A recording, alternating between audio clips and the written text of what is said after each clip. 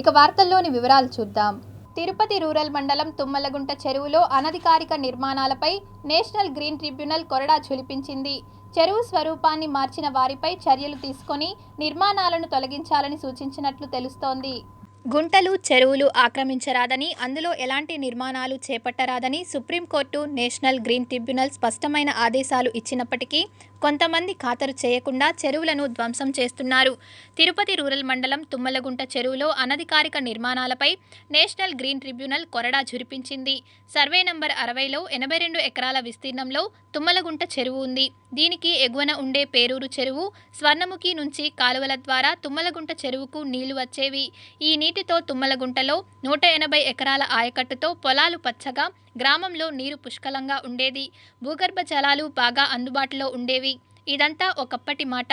కాలక్రమేపీ ఈ చెరువుకు నీళ్లు వచ్చే కాలువలు అంతర్ధానమయ్యాయి. దీంతో చెరువు పూర్తిగా ఎండిపోయింది.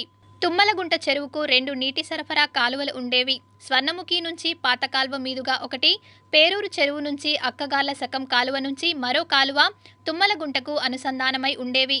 చెరువులోకి నీళ్లొచ్చాయంటే 2 సార్లు గట్టిగా పండించుకోవచ్చన్న ధీమా ఇక్కడ రైతులకు ఉండేది. కాలక్రమంలో ఈ 2 కాలువలు కబ్జా చేసి ఇళ్లు కట్టేశారు. దీంతో చెరువుకు నీరు చేరే అవకాశం లేకుండా పోయింది. ఆ చెరువు ఇప్పుడు కుర్రకారులకు సువిశాల ఆటస్థలంగా మారిపోయింది.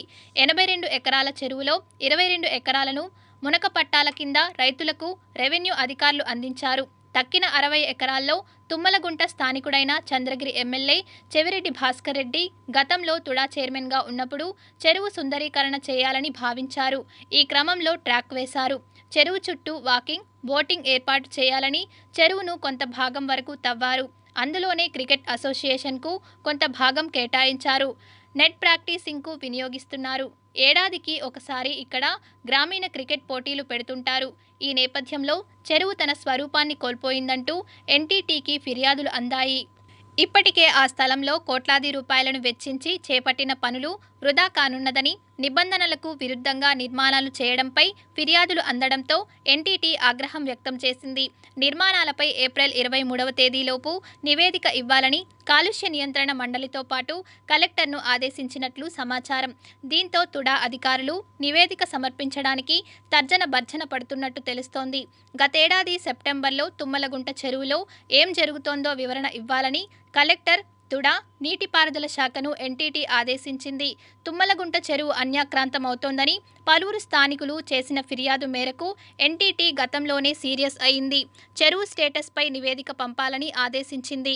గతేడాది అక్టోబర్లో తుడా నివేదికలు పంపినట్టు సమాచారం. అయితే వాటికి ఎన్టీటీ సంతృప్తి చెందినట్టు తెలుస్తోంది. తుడా నివేదిక తర్వాత ఎన్టీటీ స్పందన ఎలా ఉంటుందో వేచి చూడాలి మరి.